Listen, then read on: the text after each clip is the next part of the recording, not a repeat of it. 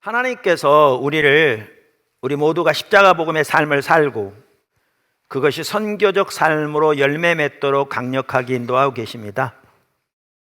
그리고 선교적 삶을 살되 초대교회가 살았던 삶의 방식으로 이게 매우 중요합니다. 그게 예수님이 말씀하신 삶의 자세고요, 선교적 삶의 자세고요, 그게 사랑의 섬김의 방식이고요, 십자가 방식입니다. 그 방식을 따라 그렇게 살도록 강력하게 인도하고 계십니다. 초대교회가 살았던 삶의 핵심은 산상수훈이었습니다. 그리고 이 선교적 삶을 살기 위해 매우 중요한 한 요소는 영적 리더십입니다. 그래서 우리가 그 부분도 집중적으로 10달에 걸쳐 살펴보았습니다. 그래서 이 중요한 부분들을 우리가 배우고 소화하는 시간이 필요합니다. 마치 소가 되새김질 하듯이 그걸 배워가면서 되새김질하면서 배우고 깨달을 뿐만 아니라 실천하고 또 나누고 그 안에 자라나는 그 시간이 절실하게 필요합니다. 그래서 한편으로는 이 부분에 집중할 수 있도록 새로운 주제를, 그것도 무거운 주제를 집중적으로 살펴보기보다 요한복음을 쭉 살펴가면서 하나님의 말씀을 직접 대하여 그 말씀으로부터 또 하나님의 음성을 듣기 원하고 또 하나님께서 우리가 인도하신 바를 확인하기도 원하고 이렇게 하기를 원해서 요한복음으로 또 배운다 쭉 살펴가자고 말씀드렸습니다. 오늘은 그 두 번째 시간으로 하나님이신 예수님을 살펴보려고 합니다. 요한복음 1장 1절에서 18절까지를 흔히 서문이라고 합니다.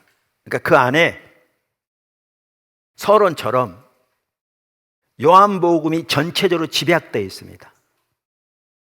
어떤 분 표현대로 이 단락은 오페라의 서곡처럼 장차 이야기가 펼쳐짐에 따라 전개될 위대한 주제들을 간략한 형태로 여기 다 기술하고 있습니다. 그게 1절부터 18절까지 서문입니다.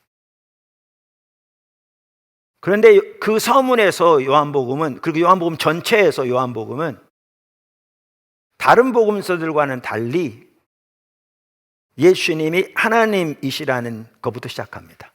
아까 본문 읽었잖아요.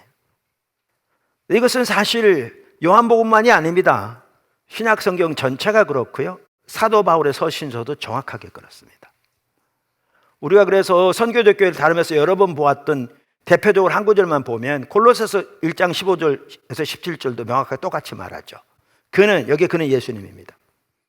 보이지 아니하는 하나님의 형상이시요 모든 피조물보다 먼저 나신 이시니 만물이 그에게서 창조되되 하늘과 땅에서 보이는 것들과 보이지 않는 것들과 혹은 왕권들이나 주권들이나 통치자들이나 권세들이나 만물이 그로 말미암고 다 그로 말미암고 그를 위하여 창조되었고 또한 그가 만물보다 먼저 계시고 만물이 그 안에 함께 섰느니라. 요한복음 1장 1절 3절에 나오는 내용과 동일한 내용을 말하고 있는 걸 볼 수 있습니다. 그러면 초대교회는 어떻게 예수님이 하나님이라는 사실을 알게 되었냐는 거죠. 이것도 여러 차례 살펴보았습니다만은 예수님의 부활이 그것을 가능케 했습니다. 사실 어떻게 보면 예수님의 부활이 출발점이라고 할 수 있습니다. 그 부분에 대해서 로마서 1장 2절에 4절도 그렇게 말하고 있잖아요. 이 복음은 하나님의 선지자들을 통하여 그의 아들에 관하여 성경에 미리 약속하신 것이라.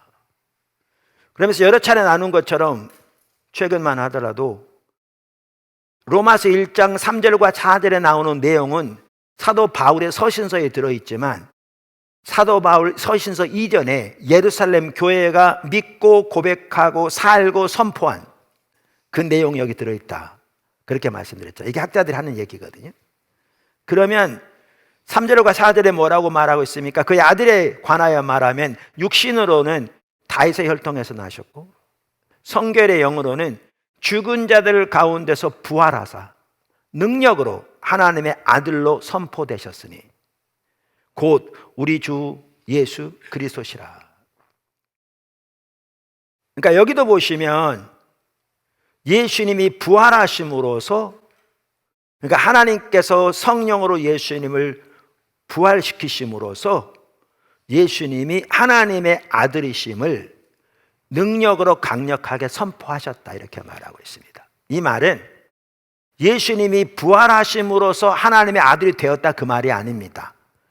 요한복음 아까 1장 1절 3절을 보더라도 예수님은 처음부터 하나님이셨고 하나님과 함께 계셨고 하나님이셨습니다.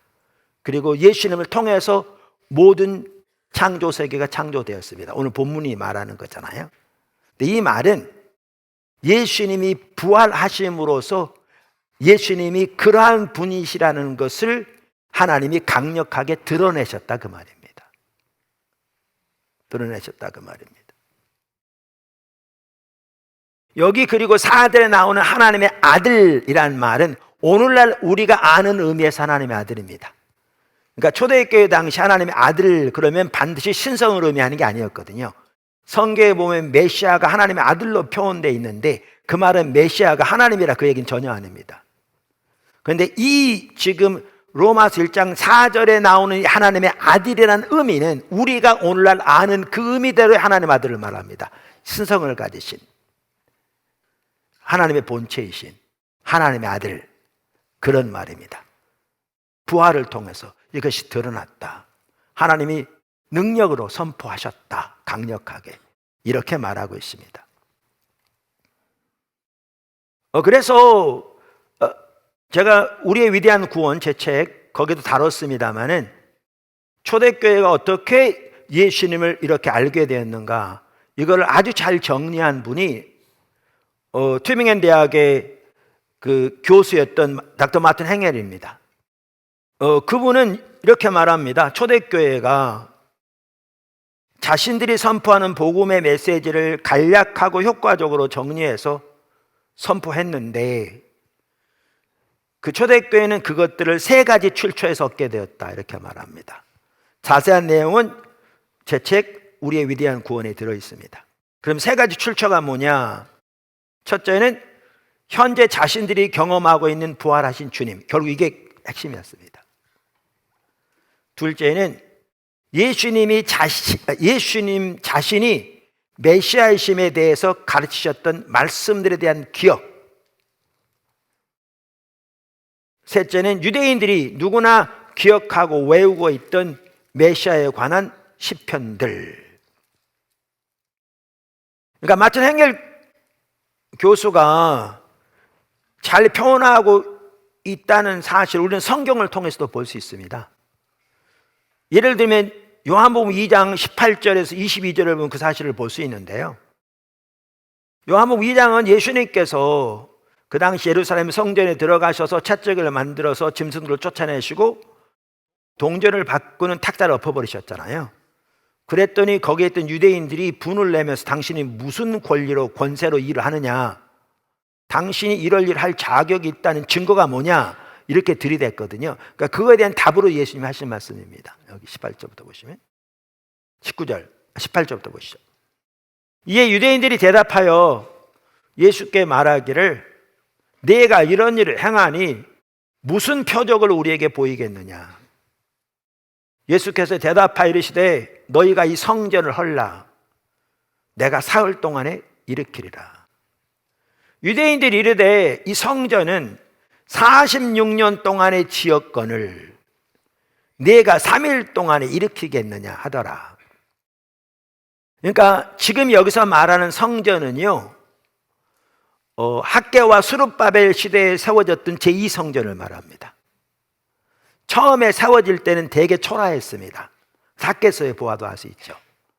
그런데 예수님 당시에 헤롯 왕이 건축 왕이었는데 그 에돔의 에서의 자손들인가요? 거기에 속해서 이스라엘 사람들의 환심을 살 겸 해가지고 성전을 크게 증축했습니다. 이 두 번째 성전을. 이 성전 산 꼭대기를 깎아가지고 넓히기 위해서. 근데 이렇게 깎는 것도 부족해서 기둥을 세워가지고요, 성전 뜰 자체를 넓게 만들었습니다. 그래서 제가 히스토리 채널인가 어디 보니까 성전 뜰에는 50만 명이 동시에 들어갈 수 있었답니다. 실제로 서기 70년에 예수님이 말씀하신 대로 돌 위에 돈 하나 남지 아니하고 다 이렇게 무너졌는데 심판을 받아서, 제가 알기로는 그때까지도 완성이 안 된 상태였습니다. 그러니까 예수님이 이렇게 하는 증거를 대라 그렇게 말하는 유대인들에게 이 성전을 헐어라, 그럼 내가 사흘 만에 세울게, 그게 내가 너희들에게 내가 이 일을 할 수 있는 권리와 권한이 있다는, 권세가 있다는 증거다, 이렇게 말씀하시니까 그들이 하는 말이 이 말이었죠. 지금까지 46년 걸렸는데 당신이 사흘 만에 세운다는 말이냐, 말 같은 소리를 해라. 그랬더니 성경이 이렇게 말하고 있거든요. 21절. 그러나 예수는 성전된 자기 육체를 가리켜 말씀하신 것이라. 죽은 자 가운데서 살아나신 후에야, 부활 후에야 제자들이 이 말씀하신 것을 기억하고 성경과 예수께서 하신 말씀을 믿었더라. 그러니까 이걸 보아도 아까 닥터 마크튼 행헬이 말하는 그것을 아주 잘 그 당시의 상황을 이렇게 정리한 것임을 이렇게 볼 수가 있습니다. 그래서 제 책에 보면 우리의 위대한 구원에 보면 사도 바울에 대한 예부터 나오죠. 자세한 내용은 제가 시간적인 문제를 여기 살펴볼 수 없고요. 여러분들도 잘 아시다시피 사도 바울은 예수님이 바알셉을 집힌 귀신의 왕으로 이 땅에 왔다고 믿었던 사람이잖아요. 바리새인들이 그렇게 예수님 공격했거든요. 기적은 나타나는데 그들의 관점에서 보면 예수님은 안식일에 대한 율법부터 철저하게 범하니까 하나님께서 온 것은 아니고 그 능력은 부인할 수 없으니, 그러니 저 능력은 귀신의 왕인 바알셉을, 즉 사탄에게서 온 거다. 그래서 그렇게 공격했거든요. 이단의 괴수라고. 그래서 사울만 하더라도 그 이단 집단을 뿌리 뽑기 위해서 그렇게 살기등등하게 예루살렘에서 모든 예수 믿는 사람 잡아가두고 감옥에 집어넣는 앞장서고 스데반의 순교에 앞장섰던 사람이잖아요. 왜냐하면 그런 예수를 자기 선배들이 십자가 못 박아 죽였는데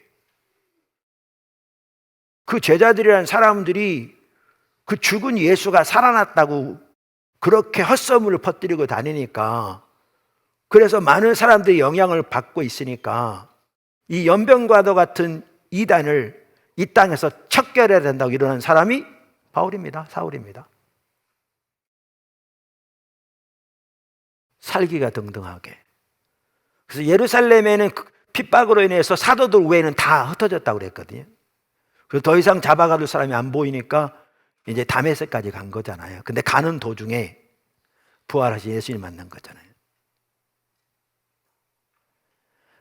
그리고 그 영광의 빛 앞에 눈이 멀어 땅에 떨어진 거잖아요. 사도행전 9장 1절 22절을 보면 그분이 누구인지는 전혀 알지 못하지만 하나님의 영광으로 옷 입혀진 신적인 존재인 것은 분명했거든요. 그래서 땅에 떨어져 눈이 먼 채로 묻죠. 주님, 당신이 누십니까? 여기 주님이랑 아마 Sir 그런 뜻일 거예요. 그랬더니 예수님이 나는 네가 핍박하는 예수라. 한번 생각해 보세요. 종종 말씀드리는데 이단의 괴수라고, 그래서 유대교에 막강한 해를 끼치는 연병과도 같은 이단의 괴수라고, 그리고 그 제자들이 죽은 예수가 부활했다고 헛소문을 퍼뜨린다고 그렇게 살기등등하게 교회를 핍박했던 그 자기 눈앞에 나타난 하나님의 영광으로 덧입혀진 신적인 존재인 그분이 자기가 핍박하는 예수라고 그렇게 말했을 때 그가 받았을 충격을 한번 생각해 보세요. 그렇게 해서 예수 믿게 된 거잖아요. 그래서 담에석에 오게 되고, 그리고 환상 중에 아나니아라는 사람이 와서 기도해 줄 때 눈이 뜨이는 걸 하나님 보여주시고, 그리고 예수님이 아나니아를 찾아가셔서 사울, 그가 있는 집의 주소, 집주인 이름까지 알려주시면서 그가 어떤 상태에 있는지 가서 기도해 주라고, 결국 치유되고 예수님 영접하고 구원받고 성령을 충만하게 되는 거잖아요. 그래서 그때부터 바울은 그가 알고 있던 구약 성경의 전통들을 토대로 하나님의 영광에 관한 그 부활하신 예수님을 이해하기 위해서 연구했을 것이고, 그래서 제 책에 보면 대표적으로 에스겔서 1장 26절 28절, 그 다음에 다니엘서 7장 13절 14절 등 일부를 예를 들고 있습니다. 이렇게 사도 바울의 일을 보아도 알 수 있지, 초대 교회는 아까 그 세 가지 소스를 통해서 예수님을 알게 됐거든요. 한 예만 들면요, 아까 행엘 교수님이 말한 것 중에 예수님 자신이 메시아이심에 대해서 가르쳤던 말씀들에 대한 기억 그랬잖아요. 그 중에 한 구절이 대표적인 게 시편 110편 1절입니다. 시편 110편 1절. 그 시편 110편 1절이 이렇게 말합니다. 여호와께서 내 주에게 말씀하시기를, 누가요? 여호와께서 내 주에게 말씀하시기를, 내가 내 원수들로 내 발판이 되게 하기까지 너는 내 오른편에 앉아 있으라 하셨도다. 예수님 당시에 유대인들은 이 구절이 메시아, 다윗의 자손으로 오실 메시아에 관한 구절이라는 것을 다 알고 있었습니다. 그렇게 믿고 있었습니다. 그리고 많은 사람들이 암송하는 구절이었습니다. 조금 이따 보시면 알겠지만 예수님도 직접 이 시편은 다윗의 시편인데 성령의 감동으로 다윗이 이렇게 고백했다고 말씀하셨습니다. 자, 그럼 이 구절입니다. 그런데 여기에 여호와께서 내 주에게 그랬잖아요. 여기 내 주가 누구를 가리킵니까? 지금 다윗이 한 말인데 성령의 감동으로 메시아를 가리킵니다. 근데 여기 메시아를 뭐라고 부르고 있습니까? 내 주라고 부르고 있습니다. 지난 주에도 최근에도 말씀드렸는데, 구약 성경은 히브리어로 쓰여졌는데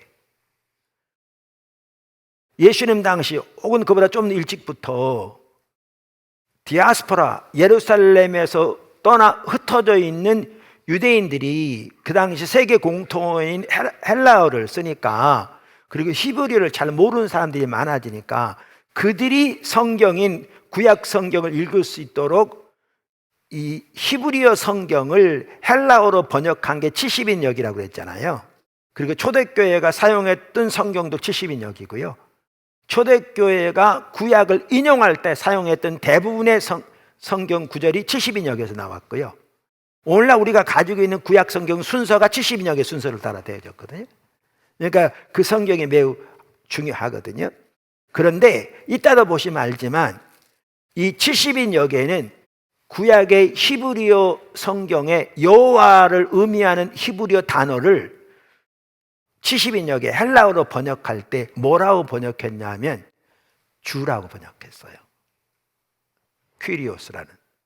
그래서 이따도 보시면 알지만 이 시편 110편 1절을 이 신약 성경은 70인역에서 인용하고 있는데 뭐라고 써 있냐면 주께서 내 주에게 이렇게 돼 있어요. 그러니까 구약 성경에 여호와께서 내 주에게 이렇게 된 말을 이 여호와라는 단어가 나오면 신약에서는 헬라어로 번역할 때, 그러니까 그 구약 성경을 헬라어로 번역할 70인역에서는 호큐리오스, 주라고 번역해서 신약 성경에 인용된 구절은 바로 70인역에서 나왔는데 나왔는데 거기에는 이 구절이 뭐라고 번역되어 있냐면 주께서 내 주에게 이렇게 되어 있다고요. 그래서 여기 메시아를 가리키는 건데 내 주는 근데 메시아를 뭐라고 번역하고 있냐고요? 뭐라고 표현하고 있냐고요? 하나님으로 표현하고 있다. 하나님과 같은 용어. 하나님으로 표현하고 있다고요. 자, 이렇게 돼 있는데 예수님이 이 땅에 계실 때 이 구절을 자기에게 적용하셨거든요. 한 예를 들면 마태복음 22장 41절 46절이에요. 거기에 보면 이제 읽어보면 알아요. 설명하지 않더라도. 바리새인들이 모였을 때에 예수께서 그들에게 물으시되, 이제 저들이 예수님 자꾸 공격하잖아요. 이제는 예수님을 공격하시는 거예요, 말씀으로. 그들에게 물으시되 너희는 그리스도에 대하여 어떻게 생각하느냐. 여기 그리스도란 말은 메시아란 말이에요. 여러 번 말씀드린 대로 그리스도란 말은 헬라어고요, 메시아란 말은 히브리어일 뿐이에요. 똑같은 말이에요. 한국말로 물이라고 그러면 영어로는 워터라고 그러잖아요. 그런 것처럼 똑같은 말인데 언어가 다른 것처럼 그리스도란 말과 메시아란 말은 같은 뜻이에요. 언어만 다를 뿐이에요. 그러니까 이 말은 이 말이죠. 너희는 메시아에 대하여 어떻게 생각하느냐? 누구의 자손이냐? 그랬더니 그들이 뭐라고 대답하겠어요? 그 당시에 그들은 거의 대부분 다 다윗의 자손으로 오실 메시아를 기다리고 있었거든요. 그러니까 구약에는 메시아가 네 종류로 나와요. 왕으로 오실 메시아, 다윗의 자손. 제사장으로 오실 메시아, 선지자로 오실 메시아, 종으로 오실 메시아. 근데 예수님이 오시고 보니까 이 네 가지가 정확하게 다 합해지거든요. 그래서 성취가 예언을 올바로 이해하게 만들죠. 그래서 구약 성경을 읽을 때 중요한 것은 신약의 성취를 토대로 구약을 이해하는 게 중요해요. 그래서 물론 신약을 좀 더 이해하는 데 도움이 되는 것은 구약의 배경을 가지고 이해하는 게 도움이 되지만 그렇습니다. 그러니까 뭐라고 그랬겠어요? 다윗의 자손입니다 그랬겠죠. 그랬더니 예수님이 시편 110편 1절을 갖다 들이대요. 그들한테 들이대요. 여기 보시면 이르시되 그러면 다윗이 성령에 감동되어, 아까 여기도 보시면 이 구절이 성령의 감동으로 쓰여진 걸 예수님도 말씀하시죠. 성령에 감동되어 어찌 그리스도를 주라 칭하여 말하되 주께서 내 주께 이르시되. 여기 보면 아까 70인역을 인용한 거라고요. 그러니까 여기 70인역에 보면 구약의 히브리 성경에 여호와라고 돼 있는 구절을 70인역에는 주라는 단어로 번역하고 있는 걸 볼 수 있죠. 그러면서 주께서 동일한 주라 말은 하나님이시란 얘기인데 메시아를 내 주에게 이르시되 내가 내 원수를 내 발 아래 둘 때까지 내 우편에 앉아있으라 하셨도다 하였느냐. 다윗이 그리스도를 메시아를 주라 하나님이라 칭하셨은즉 그 말이죠. 어찌 그의 자손이 되겠느냐. 그러니까 아무도 답변을 못했습니다. 제가 뭘 말씀드리려고 하냐면 예수님께서 자신이 메시아이심에 대해서 가르치셨던 내용들을 그가 기억하고 있는 것들, 이거를 그들이 경험하는 부활하신 예수님을 토대로 이걸 이해하기 시작하면서 예수님이 어떠한 분이신가를 더 알기 시작했다, 그 얘기입니다. 아까 말한 대로. 구원받는 믿음은, 혹은 참다운 믿음은 하나님이신 예수님을 믿는 겁니다. 여러분 요한복음만 하더라도요, 요한복음이 쓰여진 목적 중에 하나 핵심으로 뭐라고 말하고 있는가 하면 사람들이 이것을 읽고 혹은 듣고 예수님이 하나님의 아들 메시아이심을 믿게 됨으로, 그리고 그들이 예수를 믿음으로 구원 얻게 하기 위함이라고 말하고 있습니다. 어디에 말하고 있는가? 요한복음 20장 31절에 그렇게 말하고 있습니다. 오직 이것을 기록함은 너희로 예수께서 하나님의 아들 그리스도이심을 믿게 하려 함이요, 또 너희로 믿고 그 이름을 힘입어 생명을 얻게 하려 함이니라. 그러니까 요한복음이 쓰여진 목적 중에 하나가 우리로 예수를 믿음으로 생명에, 영생에, 구원에 이르게 하기 위함입니다. 그리고 그 의미가 뭔지는 앞으로 살펴볼 겁니다. 그런데 이 요한복음이 그 목적으로 쓰여지면서 뭐부터 시작하느냐 하면 예수님이 하나님이시라는 말부터 시작합니다. 그럼 이 말은 우리가 진정으로 구원받는 믿음에 이른다는 것은, 혹은 참다운 믿음에 이른다는 것은 하나님이신 예수님을 믿는 것을 말합니다. 하나님이신 예수님을 믿는 것을 말합니다. 요한복음 8장 24절에 예수님께서 이렇게 말씀하셨습니다. 그러므로 내가 너희에게 말하기를 너희가 너희 죄 가운데서 죽으리라 하였노라. 너희가 만일 내가 그인 줄 믿지 아니하면 너희 죄 가운데 죽으리라. 너희가 너희 죄 가운데 심판에 이르리라, 사망에 이르리라.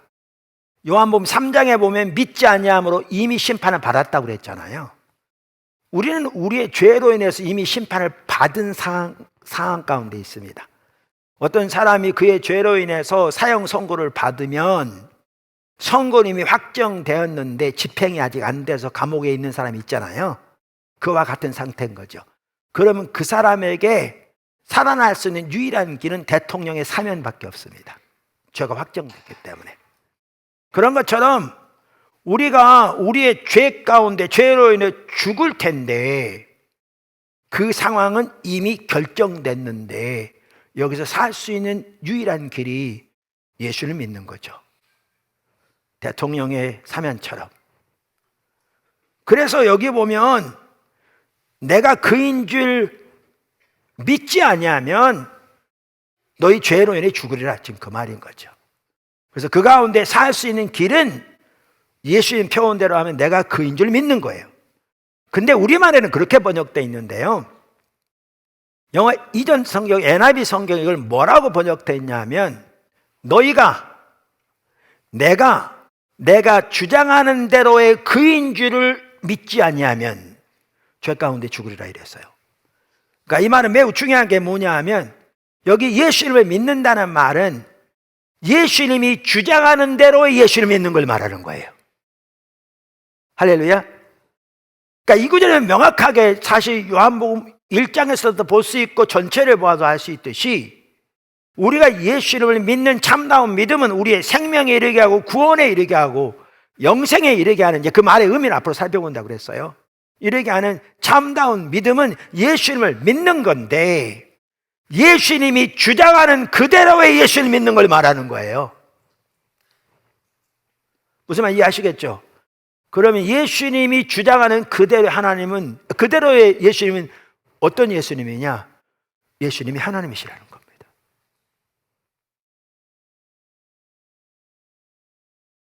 C.S. 루이스가 이 부분을 잘 말했는데요, 그분의 책 순전한 기독교라는 책에 보면 이런 말이 들어있습니다.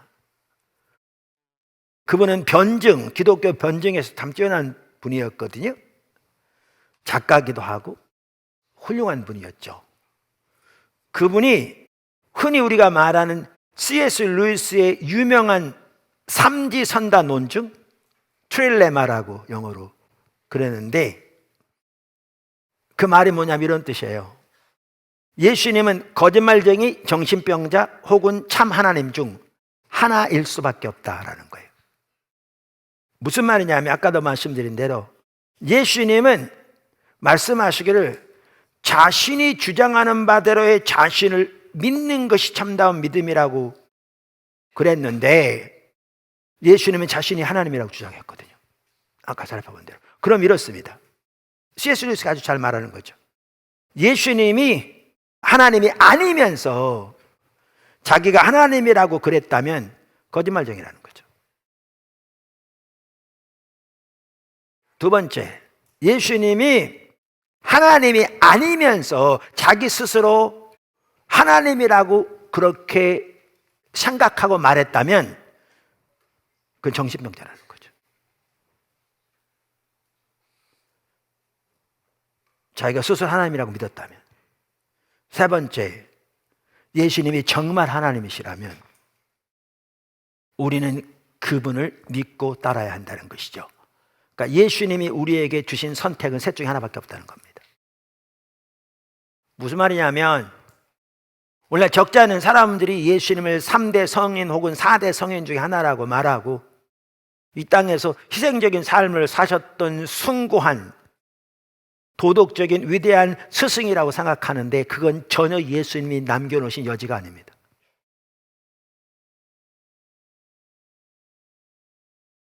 예수님이 남겨놓으신 여지는 셋 중에 하나입니다.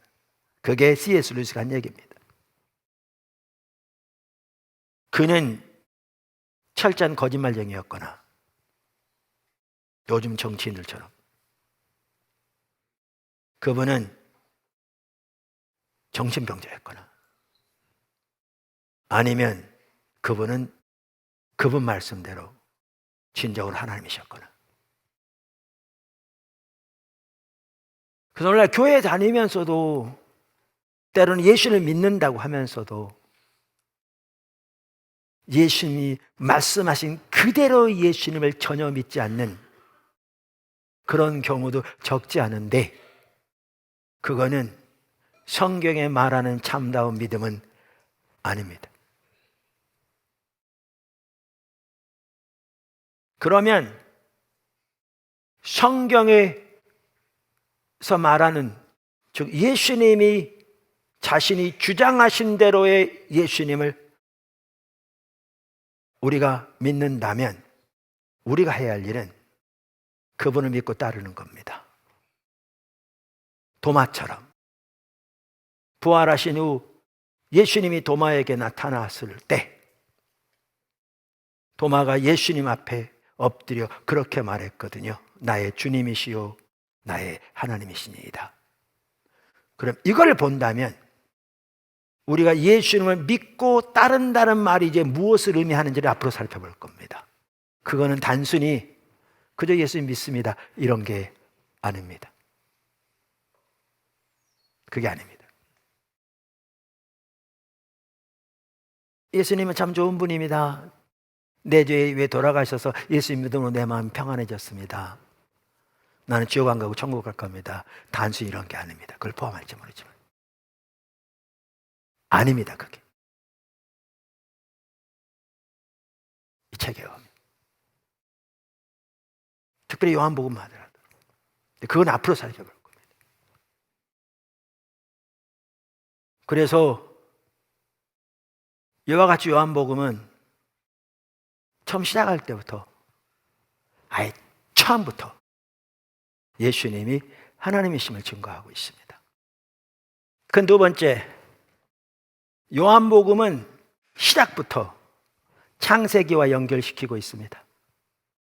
요한복음 1장 1절부터 보실래요? 태초에, 오늘 본문 다시 보십시오. 태초에 말씀이 계시니라. 이 말씀이 하나님과 함께 계셨으니 이 말씀은 곧 하나님이시니라. 그가 태초에 하나님과 함께 계셨고 만물이 그로 말미암아 지은 바 되었으니 지은 것이 하나도 그가 없이는 된 것이 없느니라. 이게 요한복음 1장 1절 3절인데 창세기 1장 1절 태초에 하나님이 천지를 창조하시니라. 요한복음은 맨 처음부터 창세기 1장과 연결하고 있습니다. 1절 1절과. 그래서 아까 말씀드린 리처드 보컨만 하더라도요, 이렇게 말합니다. 요한복음 서문의 기능들 중 하나는, 그러니까 서문 1장부터 1장 1절 18절까지라고 했잖아요. 기능들 중 하나는 독자들로 하여금 구약 성경 처음으로 돌아가 마침내 예수 이야기를 읽어내게 하는 것이다.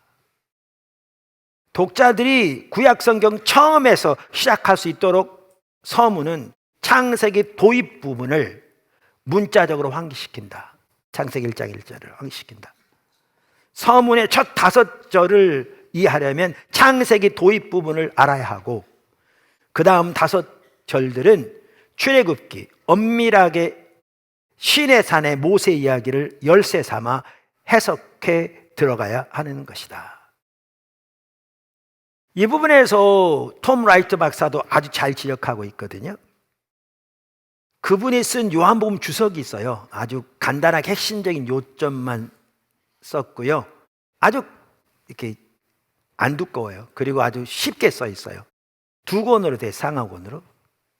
그 요한복음 주석 상권 20쪽에 보면 이 태초에란 말에 대해서 이렇게 표현합니다. 성경 독자라면 누구나 이 구절을 보면서 즉각 구약 성경의 첫 책인 창세기의 첫머리를 떠올릴 것이다. 태초에 하나님이 천지를 창조하셨다. 이렇게 하면 그럼 뭐 하시고 계시냐는 거죠. 왜 이렇게 했냐는 거죠. 그것을 톰 라이트는 이렇게 설명합니다. 아까 말한 대로 리처드 보컴도 사실 같은 얘기고요. 요한이 우리에게 전하려 하는 것이 무엇이든 그는 이 책이 단지 특정 장소와 시간에 등장한 한 인물의 이야기가 아니라 요한복음이 지금부터 2000년 전에 유대 땅에 있었던 예수라는 한 개인의 이야기를 다루고 있는 게 아니라, 단순히 그게 아니라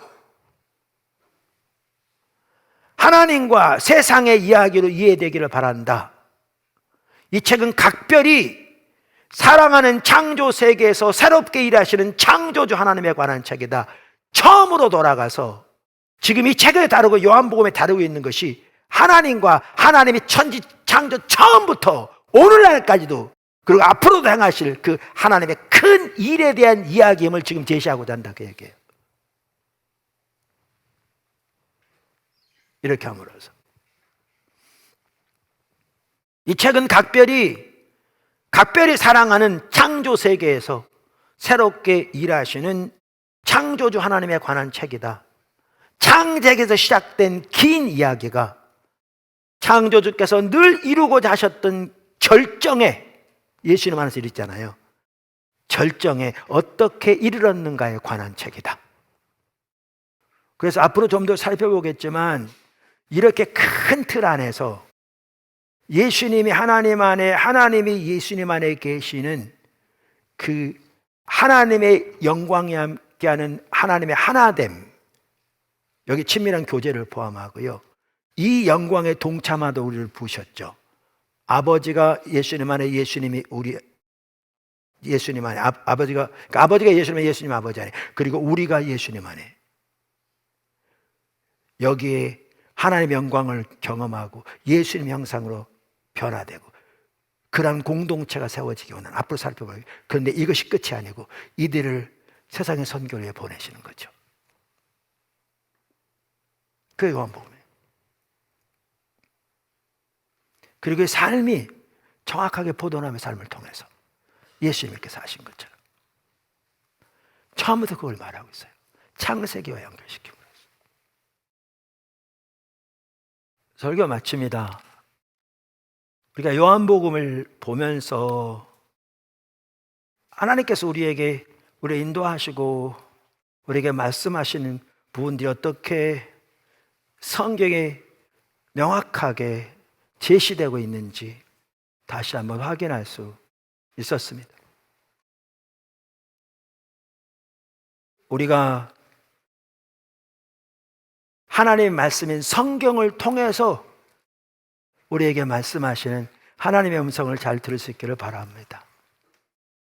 그리고 우리 자신을 돌아보고 그렇게 하나님의 일에 적극적으로 함께함으로 하나님의 부르심대로 그렇게 하나님의 뜻이 이루어지고 하나님의 나라가 통치가 임하는데 귀하게 쓰임 많은 저와 여러분이 되기를 축복합니다.